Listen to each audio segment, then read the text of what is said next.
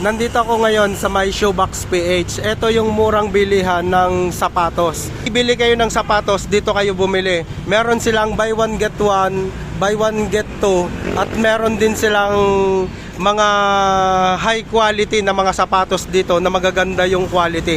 Tara, tingnan natin sa loob kung ano yung mga klase ng sapatos na ibinebenta nila. Ito yung mga sapatos na pwede nyong mabili dito sa loob ng Shoebox PH. Merong top grade na 999 pesos lang. Dati ang presyo nito 1,199, pero ngayon nakasale kaya 999 pesos lang. Maganda siya, iba't ibang design, at ang kagandahan pa dito yung quality niya magaganda, matitibay po yan. Meron naman po ditong buy one get one na 999 pesos. Meron po diyang mga pangbata, mga pang teenager. At meron pa po dito sa kabila. Yan, yung nakikita nyong yan, yan po ay buy one get one, 999 pesos lang din. At meron pa rin po dito sa kabila, eto, yan po yung isa sa mga murang sapatos nila dito. Buy one get two, 999 pesos lang. Pero kung makikita nyo, mura yung presyo niya, pero napakaganda ng mga design niya. Meron naman po ditong buy one get one, 1,199 pesos lang po siya. Yan po yung mga design ng 1,199. At eto naman po yung OEM quality na ibinebenta nila dito. Yan po yung mga sapatos ng mga design na kagaya ng sa NBA player. Meron po diyang pang sapatos ni Luka, meron din silang LeBron Ambassador. Ito, napakaganda ng sapatos na to.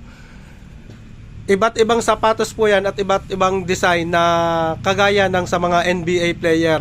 Pwede po kayong mamili dyan. Napakarami po niyan. Sa mga naghahanap po, marami po silang stock dito, kaya hindi kayo mauubusan. Kung mapanood nyo man sa video na to at may makita kayo na gusto nyo, pumunta lang kayo dito kasi marami po silang stock. Ito yung mga sapatos na magaganda talaga yung quality. Ito, katulad nito, ito yung Sabrina. Tingnan nyo naman yung quality nya, oh. Napakaganda ng quality nito.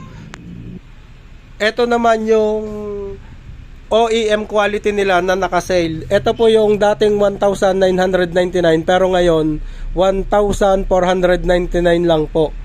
Ito po yung mga sapatos, napakaganda rin ang quality niyan. Meron din po silang itinitinda rito na Rolex. Yung Rolex na yan, mabibili nyo lang yan sa halagang 999 pesos. Meron na rin ditong mga medyas at meron din po silang pabango.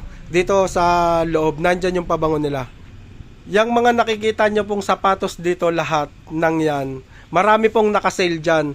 At ang kagandahan pa dito sa tinda nilang sapatos, pwede kayong mag-reseller. Basta lumampas ng 10 piraso yung bibilhin nyo dito, yun po ay kukumputin sa reseller price na. Kaya makakamura po kayo dito kapag dito kayo bumili. At kung gusto nyo mang pong magtinda ng sapatos at magre-reseller kayo, pwede nyo po silang kontakin sa kanilang FB page. Ilalagay ko na lang po yung FB page nila dito para makita nyo sa screen. At doon nyo po sila kontakin para makapag-inquire po kayo.